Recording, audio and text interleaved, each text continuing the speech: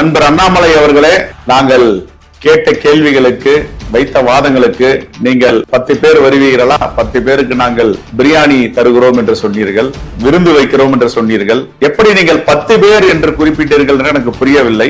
ஆனால் உங்களுக்கு தெரிந்திருக்கிறது, 9 காங்கிரஸ் நாடாளுமன்ற உறுப்பினர்கள் வெற்றி பெறுவார்கள், ஒரு விளவங்கோடு இடைத்தேர்தல் வேட்பாளர் வெற்றி பெறுவார், 10 பேர் என்று சொல்லி இருக்கிறீர்கள். நீங்கள் சொன்னது 10 பேர் வேறு.